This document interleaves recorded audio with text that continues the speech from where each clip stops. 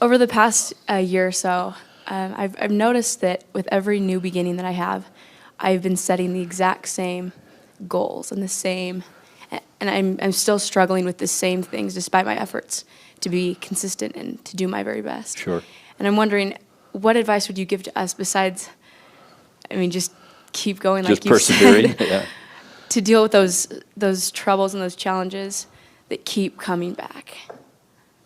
Well, I think you've answered it. For one thing, what you learn is that maybe what you're dealing with in your goals and your objectives they're not trivial. They're not insignificant.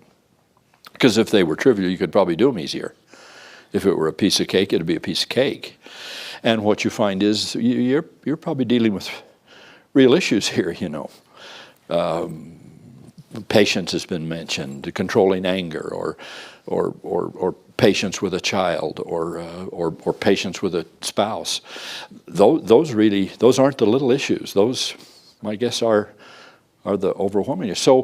So pat yourself on the back that this isn't just a snap. You're not just doing this casually or whimsically. It's more important than that. But I would say that part of the magnificence of gospel living and gospel example is something as fundamental and seemingly as simple as persevering. Just plowing ahead, regardless of the disappointment, regardless of what happens, regardless of winds that blow and setbacks that come, because what else can you do? What else can you do? Everybody here that's coming has talked about, I'm saying my prayers and I'm trying and I'm reading my scriptures and I'm doing the things I tried to do on my mission and so on and so forth. And so when you've done all of that, what is left? What's left? Just persevere. Just continue. I'm told, it almost sounds humorous, and I guess when Sister McConkey told us, we did smile, but she went to Elder McConkey, or was at his bedside when he was dying of cancer. Another example. You think the brethren don't get sick? You think the brethren don't have illnesses? You think the brethren don't get cancer? You think the brethren don't have disappointments? Okay, here's Elder McConkey. How do we afford to lose a Bruce McConkey and that great mind and that great ability to teach the gospel and declare our doctrine? Well, he's dying.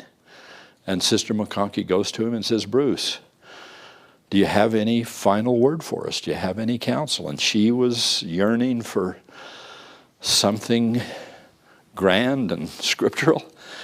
And he said, Amelia, carry on. That was the whole speech. That was the entire speech.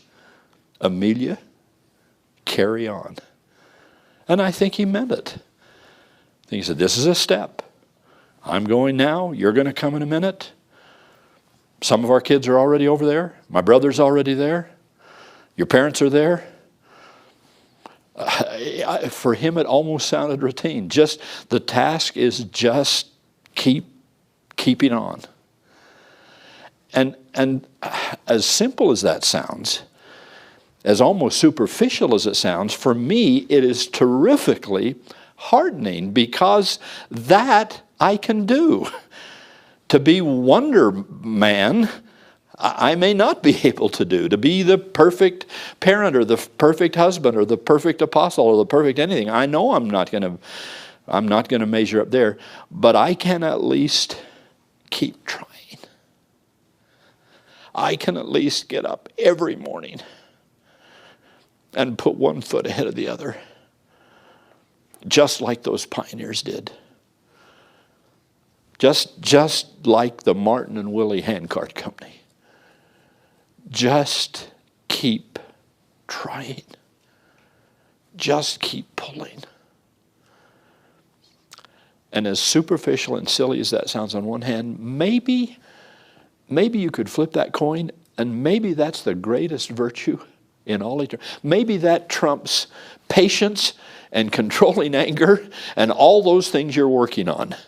Whatever your little to-do list is. What if perseverance and determination to just keep trying. What if that is greater than all of those other virtues put together? Seems to me maybe it is, because it's almost a guarantee that you'll get the others. It seems to me almost God's guarantee that, what's your name? Erica. Erica. Erica, the Lord's saying, I love Erica so much because she just keeps trying. And so I'm going to give her whatever she wants. She gets her whole laundry list. You know, how do you deny anybody as cute as Erica trying as hard as she's trying? I wonder if maybe that isn't just the way it is some days. And he does push us. I referenced the missionary who, why does it have to be the last door at the last hour of the, when I'm most tired and it's raining? I don't know, but I think the Lord loves seeing how willing we are to hang in there. Erica, you look to me like you're hanging in there, so that's good.